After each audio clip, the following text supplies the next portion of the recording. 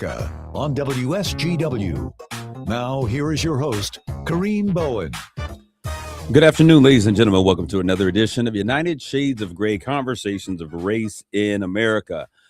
We are here. It is about to be the weekend, and we're going to have a good weekend. Hopefully, everyone is set to enjoy this coming weekend. Hopefully, you've had all of the stress and the issues and the concerns put up, tucked away in a box, and put them away and prepared to enjoy your weekend. I'm in the studio today with Mark Bassett, who seems to be a little bit confused and consumed with his phone.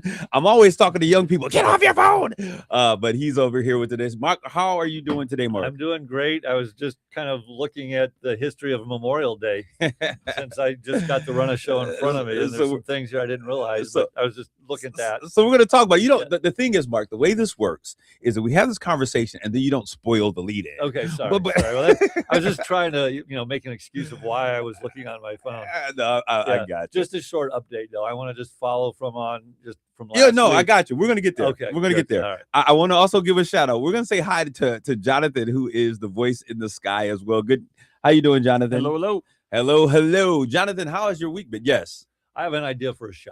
Okay. At some point, I think we should have a show, or at least a part of a show, about how the wedding planning is going and the trials and tribulations of wedding planning. Jonathan's soon-to-be wife, his fiance, hates this show. Does she? Yes. She doesn't hate this show. She hates it. No, I'm just joking. She doesn't like hearing me complain about it. About wedding planning?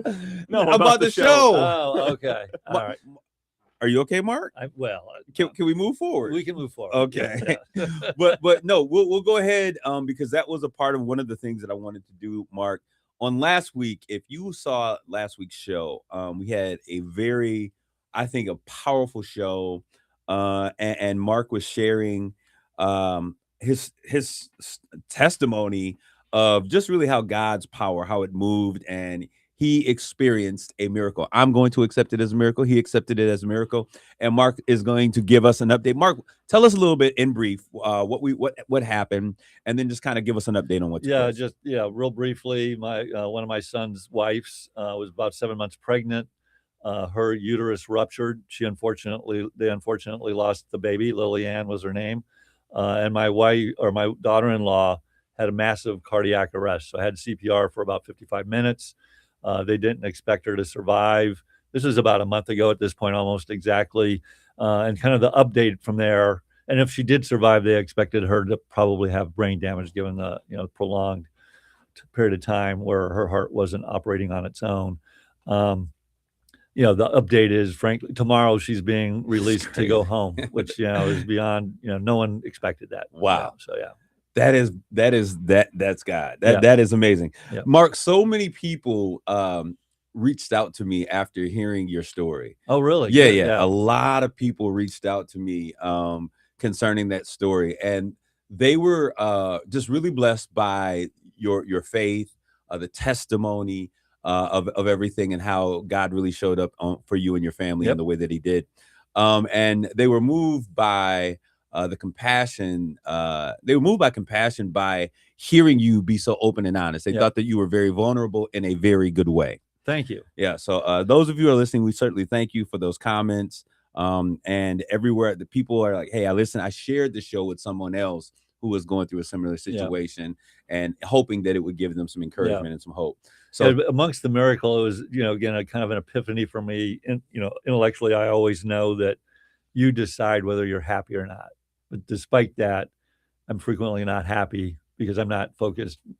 And when you're focused on looking for blessings, even amongst the most tragic of tragedies, it is truly amazing how many blessings you'll find. And so as you go through really tough times in your life, I would just encourage everybody to, accept the tragedy, but look closely around you for the blessings, because you will find the blessings, and it really changes how you walk through terrible events. Jonathan, do you think that this world, and particularly, I think everyone, I can't even say particularly young people, do you think that we take a lot of things for granted? Oh, 100%. And that's kind of what we were talking about last week, but is the miraculous nature of just life and how God guides you. You don't see it until you look back, because you're, at least for me, I'm always taking what's right in front of me. And that's something that I've been working on a lot recently too, is let's look at where is God working right now in my life, so I don't have to look back and see it. I can try and find it right now. Yeah, I think people are just so blessed. And the people in this country, and I think young people in this country, without a doubt, there are a lot of issues and problems in this country. But as a person who's been all over the world, I still want to just reassure young people that as broken as some things are and as scary as some things are, this is still a great country with way more positives than negatives. And yes, these times are tough. But again, I ask you to just go back, 1918 to 1948 and look what the world went through, or, the late, the early 60s to early 70s, and the turmoil, the Vietnam War, the Nixon thing, the civil rights movements. A lot of our major cities were on fire. And so the world's been through tough times before. The world gets out of tough times and times will be better. Yeah. So speaking of young people and encouraging young people, I want to give a shout out to this year's graduates of 2026. Remember we were in school. I remember I was in school, and I remember they would always say in 2020, and I thought we would all be flying around on hovercrafts and all of these crazy things. Not far off. But this graduating class of 2026, where do you think they are, and what do you hope for them? Because this class, this isn't 2020. We already had our 2020 graduating class, but this was a class that is kind of coming off the heels of COVID. They're graduating. What are you thinking, Jonathan, and hope for this? My sister graduates this year. And I don't know. I think they've got their heads screwed on pretty straight.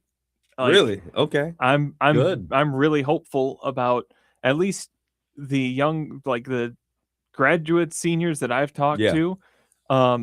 They are a lot more aware than I think I was coming out of high school. Of what? Of the situation that they're moving into. Of I don't know. There's just this level-headedness that a lot of people don't have, and I think it does come partially from COVID. Is they got rocked in the middle of their educational career, and I think that's kind of what we're going to see for a lot of these kids for the next few years anyway. But they kind of got over that, and now it's okay, on to the next thing. They've overcome an adversity. They've moved through a trouble, so now they know what that's like. They've got that under their belt, where a lot of kids that are graduating high school haven't had that. Okay. Yeah, one of my concerns, and we've had this discussion before, I'm so old now, I don't interact with a lot of high school students or any high school students, frankly, but I would say younger, and I've got 7 kids, so I've got a spectrum of ages from 40 to 26. One of my concerns for the younger segment, say in their 20s and early 30s, is the lack of kind of resilience of tough situations. And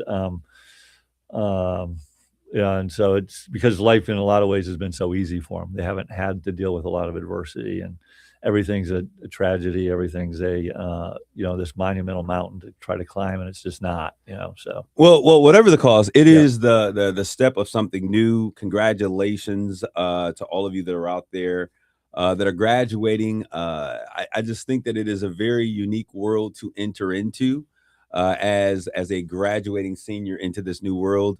But I hope that you all will carpe diem, seize the moment, and make the most of this. It is the beginning of the rest of your lives.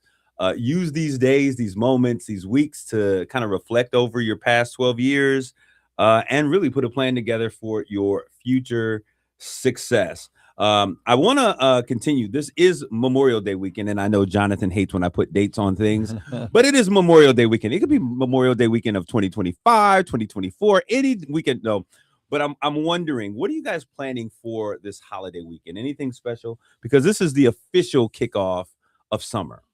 I'm having a small cookout on Monday. Okay. You guys want to join? You got is Mary making those the baked beans? Yep. Okay. Yeah. I might come by for a plate of baked beans.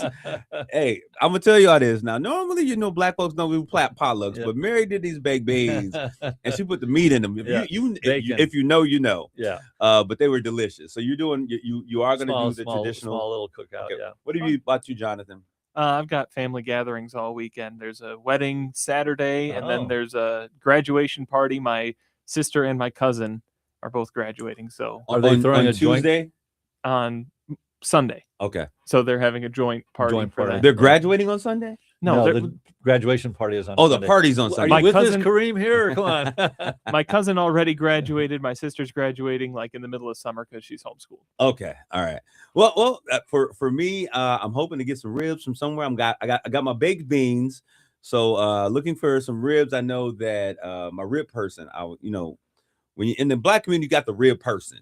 I told you this before, Mark. Yep. Everybody has their dish that they make. Yep. So Mr. Meredith or Uncle Jeff. I was going to ask, do you keep that person a secret as like, Yeah. this is my rib person, no, no one else no. can have them? It's the family rib person. It is. Everybody knows, and so I'm blessed to have two rib people, and one person thinks that they're my rib person, Frank. But Frank, you're growing. Frank Sanders. Frank, yes. Oh, he's too young to be a rib person. Why did you? Thank you. Right. Yeah. It yeah. takes some time. You got to age that process. I mean, like in a sushi chef, that's hard to say. I mean, you got to work on just the rice for 10 years before you can be a sushi chef. Frank, it's a little presumptuous to think you can be a ribs person this soon. To all my people out there, Mark said this. It takes some time. Like you young brothers out there with the grill. I respect it. I appreciate the grind, the desire, but it takes some time to become the rib person. So I have two rib people. One of them is I call him Uncle Jeff. You put Frank's whole name. It could have been any Frank. Now it's Sorry, Frank. Sorry, Frank. Mark said it, Frank. But my Uncle Jeff. Now this is what's funny because Frank's like, how can I compete with Uncle Jeff's ribs? He has the floating ribs. He has this contraption where his ribs actually move. And they carousel around. That's serious ribbing right there. Uncle Jeff is the rib master. Over open flame or a pit or what? How does he do it? It is. I think it's an open flame in a pit, but the ribs are actually floating as they go around, so he can get a few dozen on it at a particular time, and then on the other side, he's got place for wings and chicken and brats. And we're not allowed to record these shows at lunchtime anymore. Is he using propane or is he using like briquettes of some sort? He used briquettes and wood chips and flavored woods. Oh, yeah. Oh, wow. I mean, he's serious. He takes it serious. Yeah. So he is the rib man. But if he's not doing ribs, and I think he put the order in, everybody had to get the ribs to him at a certain time. You had to clean them yourself. But you got to bring your own. You got to bring them, because you got to think I come from a big family. Yeah. So if we're gonna do this, it's gonna take some time. But Frank, I shout out. I'm gonna come by, get some ribs, young man. I appreciate it. But Uncle Jeff is the rib guy. I'd like to try some of Frank's ribs. You should. Yeah, I think he needs to shoot some my way. Okay. Yeah. We'll make sure you get him this with the baked beans. And some ribs. Yeah. Maybe I should bring you. This is what we do, a little piece of all of the ribs. Yeah. And then I got my guy Craig Meredith out there, who comes in a real close second to Uncle Jeff. He does a great job of making tenderisms a real thing. And so he's out there. He's on the grill, getting the ribs ready for him as well. We take him over and he takes care of everything. I don't have to do anything, just take them. So that's what we're doing. That is the central part. I just want some good ribs on that day. So this is a whole family thing? And some macaroni and cheese. We used to do the whole family thing, but life is changing. Like life is lifing, and getting together with family, even family that's here, is a changing dynamic that doesn't happen very often. Everyone's got their own lives. Mark, you know that you got 27 kids. Yeah, exactly. Well, they're not even in the state, so it's impossible at that point. So. Yeah, so hopefully you are having an amazing Memorial Day weekend, but I did want to give a little bit of history. And Mark, you were talking about this. You were saying you learned something about Memorial Day. What was that? Well, I just didn't understand the roots. Frankly, I'd never thought about it. And so I was, what you put here, and I'm going to let you share what you put, but I was just checking out, like I just Googled like the history of Memorial Day just to kind of see what I saw. And there's, as you'll talk about, there's actually kind of debate on like where did it really start. Yeah, and there's multiple cities that had things that kind of morphed into this. And so the Congressional Black Caucus, and I think this was probably back in like 2013. I tried to look for the article. I could not find the article, but I did look at some other places. In 2013, the Congressional Black Caucus, they released an article on the beginnings of Memorial Day weekend and what it was for and what it was meant. And they were talking about it was really initially done in the United States to celebrate Black slaves who had been a part of their own emancipation. coming from the thought that black slaves were not freed by Confederacy, but they played a vital part of their freedom and fighting for their freedom. And so it was initially done they called it Decorators Day. And what they did is they laid wreaths on those soldiers who were part of the fight in the Civil War to commemorate and celebrate their part in the celebration of this particular day. And over time, it morphed into a celebration of all individuals who had given their lives in some way or were in service and played that part. But it was just an interesting fact that I thought that we could throw out there to share with you all. And if it takes you into going down the rabbit hole and taking a deeper dive, that's exactly what we aim to do, is to make you just aware of the things that are happening in the community and in the world. All right. So, Mark, you gave me a call. We got 6 minutes here, but when we on the other side of this, we're going to talk about, and I titled this show, the United States of America versus Black America, Black descendants of slaves. And we're going to talk about what I mean by that, because there's a couple of things, two cases or two situations in particular that I think are very telling for Black America. But before we do this, Mark, you sent me a couple links this past week. It's prom season. The prom season. Absolutely. Which was like an eye-opener to me. I couldn't believe it. Prom season. Yeah. Go ahead, tell me what you were watching. Well, I was just scrolling through Instagram, which I do occasionally when I've got a little bit of downtime, and one popped up of, Black proms, which I didn't realize was a thing. You didn't really? No. Well, I thought it was just prom. Yeah. Okay. And, I know what the prom looks like in Midland, but just the kind of the crazy amount of money in some cases, and the production that was being done for proms in Black communities for high school students, renting Lamborghinis, guys walking out in custom-made tuxes with huge wads of cash, just the crazy kind of expense, plus, just all the focus and attention on these kids on what is something that is really, in the greater scheme of life, pretty non-serious, inconsequential event. And it was just, and then, people can't move forward with their life because they had a bad prom, Mark. Yeah, and as you know, once you stop on one, then you start getting them all. Absolutely. And a camel, and I mean, it was just crazy. Well, the big to do. And so I asked, does this go on in Saginaw? Because I've never heard of it or seen it. Are you going to are you going to these? Yeah. So they're called send-offs, right? Okay. And so they have these send-offs, and they are a real thing. I think it's the most crazy thing in the world. When I was a kid, when I went to prom, what prom was, you went to the tuxedo store, rented a tux, and you got the color and the combination that was the one, right? Yep. And $100 and something for a tux, maybe $150 your parents give you for good meals and whatever you're gonna do, whatever. But we also came home for prom. Like, parents were parents, and they didn't let their kids stay up all night and hang out all night. Yeah. So you came home after prom, right? And that has just changed. And so this new thing, flashing money, Lamborghinis, the one for this year is, there was a young lady, Kiki, shout out to Kiki. I love you, Kiki. That's my heart. She came in, their theme was Enchanted Garden. So everyone came in these beautiful. Now, what I will say at Saginaw United, their prom was, they understood the assignment. Beautiful gowns, tasteful, covered up finally for this year. Looked like they were going to a strip joint. Yeah, no, we didn't go there this year. So so the edits to their was beautiful, beautiful looking, both the men and the women. But she came and she was in a pumpkin shaped carriage. Oh boy, pulled by horses. Okay, horse and carriage, and I was sitting here like. But we went in. There were Maybachs. There were Bentleys. Really. I was blown away. Yeah. And this is my take on this, because so I had a senior, Mark. There are a young man that I've basically adopted, and so I'm helping with prom and doing all these things. Mm-hmm. And I want you. Okay, let's be happy. And I want to do. I'm not doing that. Yeah. For parents who are out there. And you give 10, 2,000, 3,000, whatever, however many, so that they can flash it crazy. To rent a vehicle that costs more than most folks' homes, and probably more than they make in a handful of years. Right. I'm just thinking these are like young a kids. Can be a $500,000 car. Do we understand how many horsepowers that we're putting behind for these kids? This is crazy, right?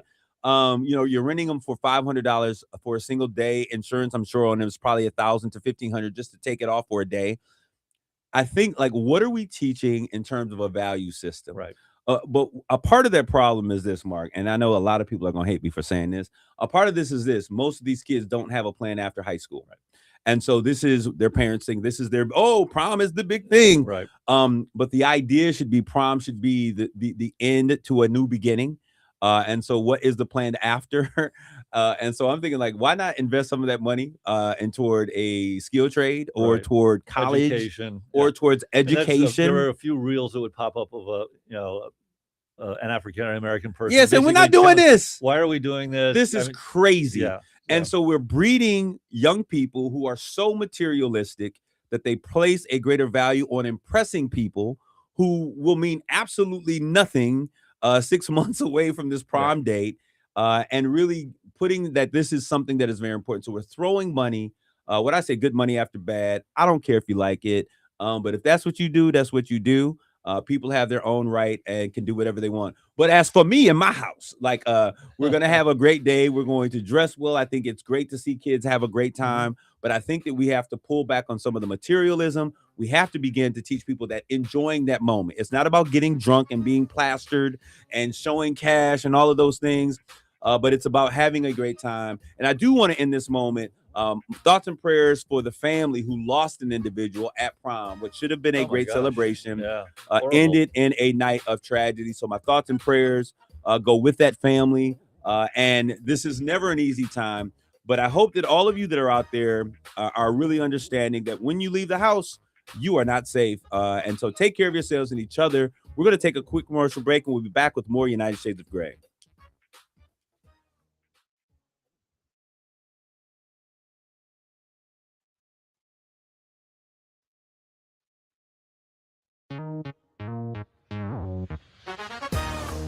You're listening to United Shades of Gray on WSGW.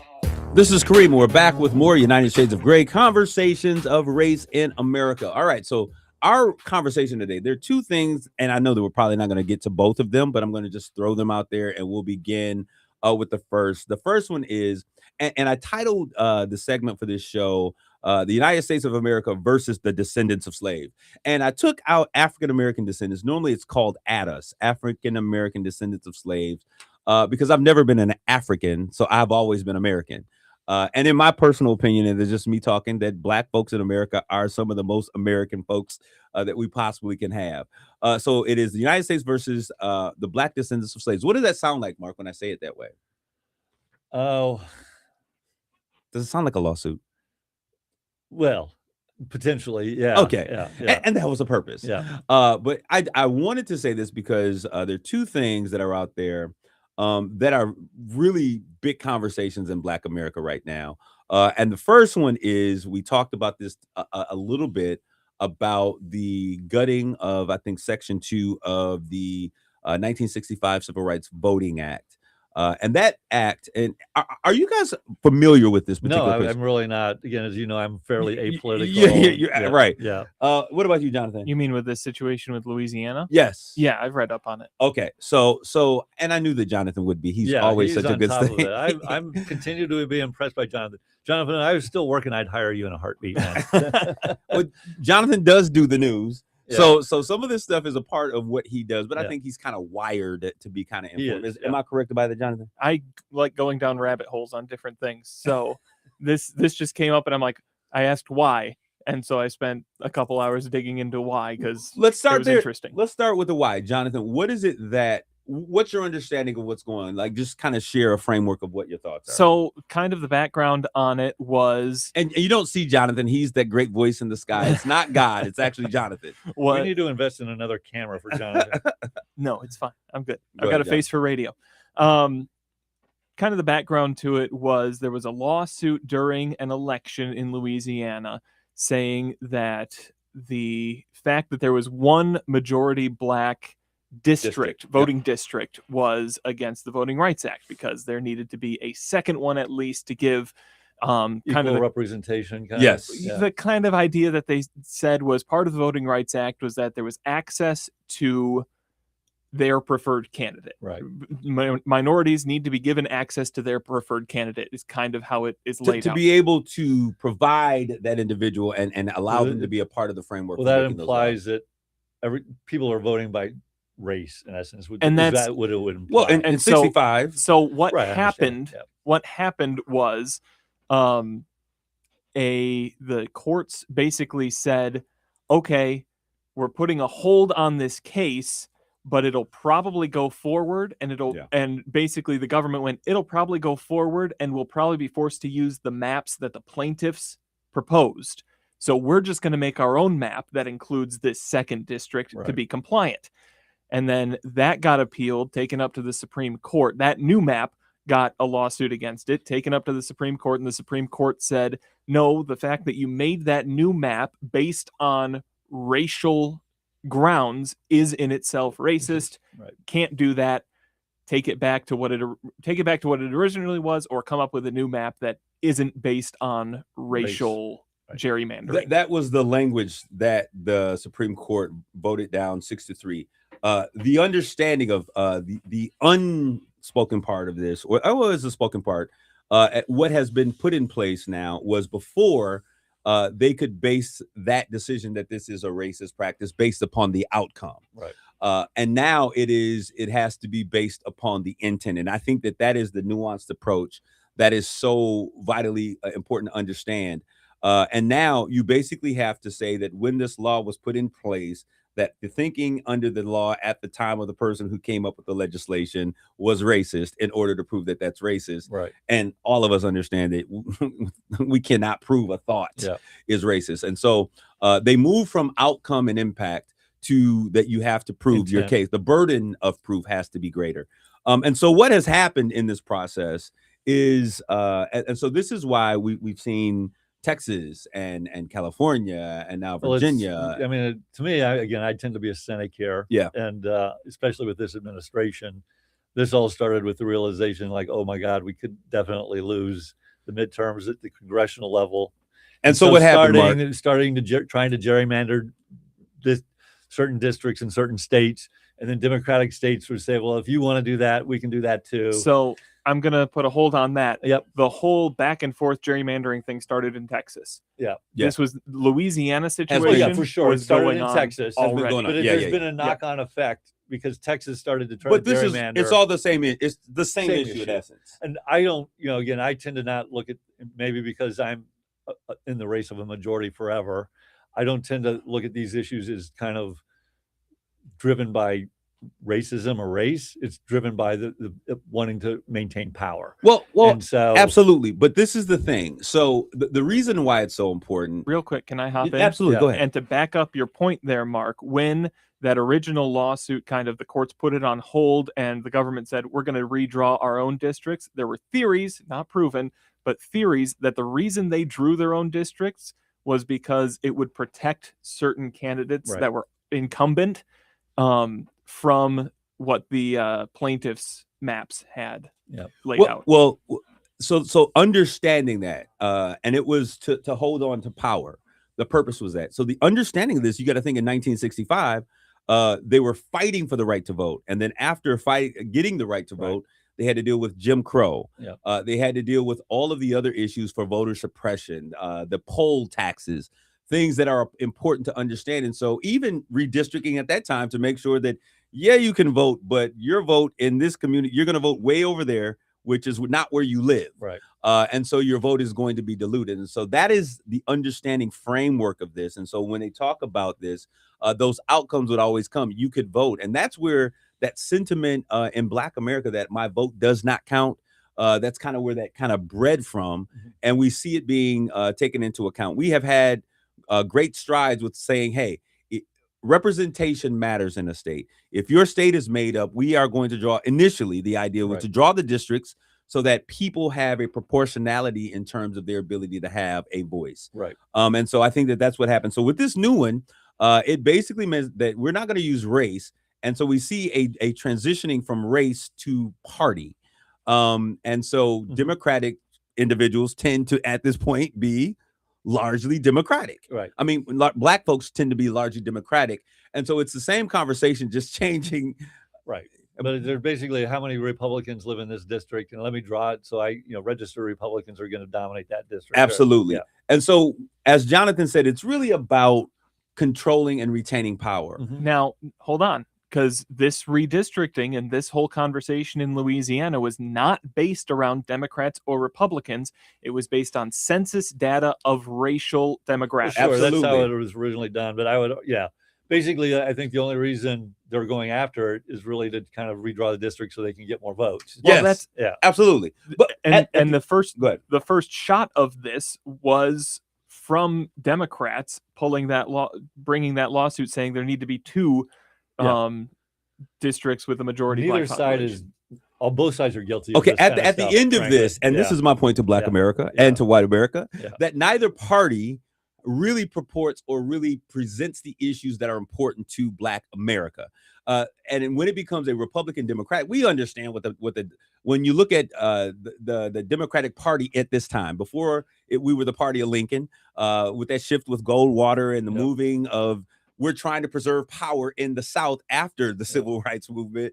During that period of time, it became Blacks shifted from Republican to Democrats. So the idea of it is that Blacks have been seen in many of the Democratic bases as a voting bloc, essentially, largely as we have always voted. We voted in terms of the Democratic since the 60s, moved toward a Democratic base. I consider myself an independent because I don't think that any party speaks to the real interests of Black America. But what this particular thing does is this particular situation now makes it more difficult to say, hey, this is unjust, because it is disproportionate in terms of its serving of folks who are able to be elected. Now, with that being said, it is, as Jonathan said, it is about maintaining power. And as we look at this and we look at the rights, and I look at my grandparents who initially did not have the right to vote. My grandfather was born in 1919. My grandmother, 6 years after that. They lived in a time where voting was not a thing that Black folks did. I knew my great grandmother, who died at the age of 101 years old, Mama Pearl, down in we came from Baton Rouge, Louisiana, Maringouin, if you know it. And so there was a time when they grew up without that right to vote. And they were part of marches and movements to be able to vote. And so to see, and I said this at the beginning of this thing, that there has been a concerted effort to dilute the power of Black America, to dilute the impact of economic ability for Black America. And so when we look at this, it once again begins that voter suppression. Now, there's one thing that I think that Black America and Brown America, because if they do it to Black folks, we've seen the pattern. It will be Black folks first. It will then be brown folks.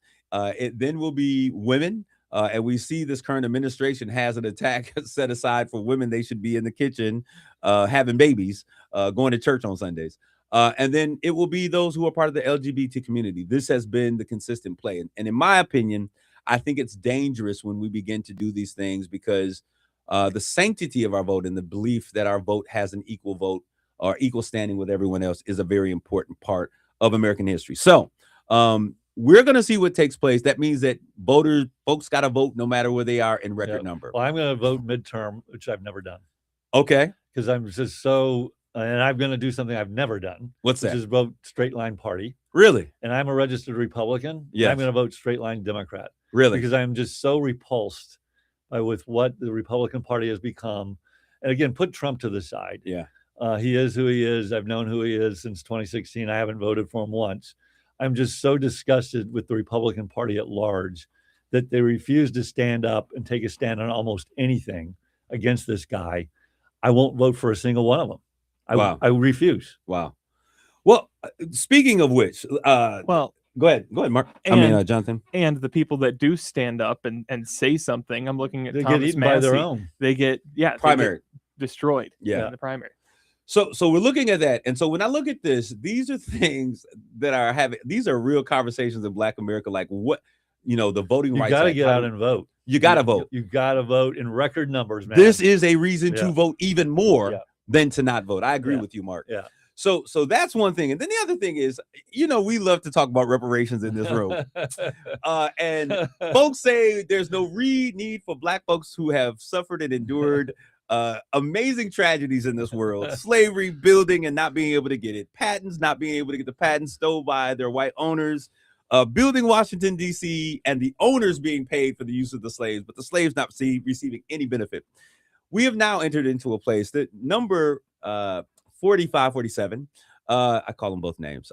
He has now, we know that there was a lawsuit that he had posed against the IRS for illegally accessing and releasing his IRS taxes, and which normally don't presidents usually do by themselves, release their IRS information? Typically, historically, they have. I don't think they have to, but historically, I don't know. But they have historically. I think it was kind of like a performer, kind of they've done it.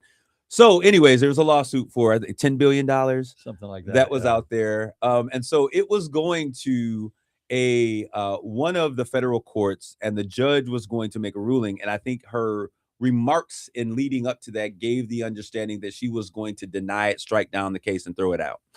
And so before that happened, Mr. Trump, President Trump, who has appointed in the place of Pam Bondi, who we put aside, I think in February, has now appointed Tom Blanche, who used to be his personal defense attorney, to the acting role now, and has decided to settle with his former personal attorney, who now sits in that position. And a part of the settlement, he's not taking any money personally. No, he's not. But he also can't be investigated. His taxes can't be, in essence, can never be investigated. Right. I mean, it's just crazy stuff. Never be brought up charges from the IRS or part of stuff. He and his family.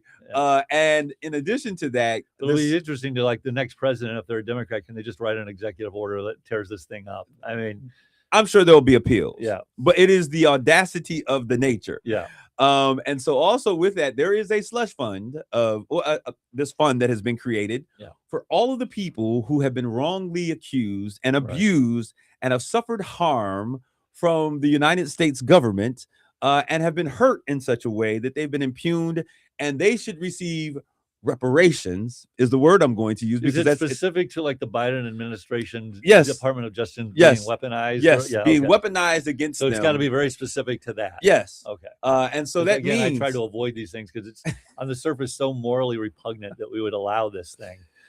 I don't even want to read it. I'm laughing, but I'm laughing from crying because there's nothing funny about this. But in essence, what the man who has said reparations isn't a thing, that in a country that has struggled to understand why Black folks who have been impugned by the government, because it has always been rulings by the Supreme Court that have caused the greatest harm to Black folks, and it's always the race has always been in the policy. So we understood reparations for Japanese Americans in the internment. We understood that for victims of Holocaust. We understood it for all of these other parties, and for Jews during Holocaust and things of those natures, but they could never understand or wrap their heads around the idea for reparations for Black America, because we've never owned slaves. But now we see the same situation in light speed. I would argue this is not the same situation. I would. What's the difference, Mark? What would you say the difference is? Well, to me, these, to basically just give someone from January 6th money, who are overthrowing, basically, who are committing a crime. Yes, is just so hard to wrap your head around. It's not the same in that regard. Yeah, that's not absolutely. It's not nothing like it. I mean, it's just like I said, so morally repugnant that we would actually consider that's like the attempt to rewrite history of what happened. It's crazy. It's crazy. I mean, it's just absolutely crazy to me. So, Mark, in many instances, and I'm going to say this because this has been the take in many situations for African Americans across the world, history being revisioned, or a new revision of history. We call it in the community a whitewashing of history, changing of the narratives and changing of those facts. I agree. It is very different in the fact that slaves were here against their will, but they were performing a service. Mm-hmm. These are individuals who thought that they owned the Capitol and could do what they want, and essentially hurt officers in that period of time. Hurt people. But it's not just the J6ers. There's the My Pillow guy, and with all of his friends, basically, and the Proud Boys leader, who are all saying, "Hey, we're getting ready." I think the Proud Boy guy said, Giuliani, I'm sure, will be looking for some money because I've been hurt by this government and impugned, and now they should be paid back for this government harming them. Right. And in essence, it's mind-blowing to me as a descendant of slaves that our country does not understand reparations Americans, but we could understand reparations as it relates to Well, criminals who have I think that's not a tried to fair over statement attempt. because Well, I think most Americans don't agree with this. it I is- would believe. No, and I would agree. Yeah. I'm not saying that I Yeah. don't think that Yeah. most Americans would, Yeah. but I know that there's a whole Republican Party that's not standing up against Well, it. that's a different issue. That's back to like, I'm not going to vote for a single Republican because you I get it. refuse to do what's. At some point, your principles matter, morals matter, ethics matter. At some point, you need to sacrifice yourself and say something for the good of this country. And so you have said what I'm about to say, Mark. Mark, you correctly have stated that when people are doing things that are immoral or corrupt or don't align with your values, Right. You don't just get mad, but you use your power of your voice and your vote. And so that is what I would say to Black America. You have to begin to understand that we said this about Trump a little while ago, President Trump, that whenever someone stands up against him, they get demolished, they get primary, they use the power of the vote to kill their political abilities or their future. And I say the same thing, that it comes down to voting. Stop voting people in who do not have your interests. Yeah. Stop voting in people who say that they understand, how a particular group should be able to have a benefit, but they don't understand the legacy that exists for the rest of the world off of the votes of Black America. When we talk about conversations of race in America, sometimes they are not always. We don't agree. We aren't always happy, and they are heated conversations. This isn't a heated conversation because I think, Mark, you're right. I think America understands that this is wrong. So now the question comes for all of you that are out there listening: what do we do in response? Do we just say, "Oh, this is wrong," and continually allow these things? Because what has happened is we say, "This is horrible," and we move on to the next thing. Well, there's a new kind of chaotic situation that comes. There's no time to focus on any one issue because next week there's some other crazy thing going on. I mean, this was a guy that was elected on improving prices, no more wars, and what do we got? Higher prices and more wars. I mean, it's just crazy to me. And so my thing is this: I think it's crazy that we are living in a time that we have allowed so much power to be given to one arm of our government. And I challenge us. This is Memorial Weekend. A lot of people have died for the freedoms and the rights that we have. And so during this time, I would challenge you all to think about, is this the country? Is this what our forefathers and our framing fathers thought of? Is this what you believe the Constitution speaks to? And as we embrace this Memorial Weekend and we think about those sacrifices and we're laying down wreaths and ribbons and bows, let's also think about how do we respond with the power that is essential to every American with the vote. Mark, I am going to applaud you, not because you're going to vote against the Republican Party, but you're doing something that I wish more people would do, that they would really think about where is their moral compass, that they would consider that in a vote, and they would realize that what I might want in a moment, I may not get, but making a decision that has an impact that is beyond just today is most important. And sometimes making a statement is much bigger than what it seems like in that particular moment. 30 seconds, Mark. What do you want to say in our closing? Oh, well, have a great Memorial Day. Spend time with your family. Enjoy your family, because you just never know what's going to happen. And so Mark, enjoy the moment. Your story tells us that better than anything else. Jonathan, you got anything really quick? Happy Memorial Day. Happy Memorial Day. We hope you guys enjoy yourselves. Embrace yourselves. As Mark said, let's love each other more than we ever have before, because you never know what tomorrow has to offer. Take care of yourselves and each other.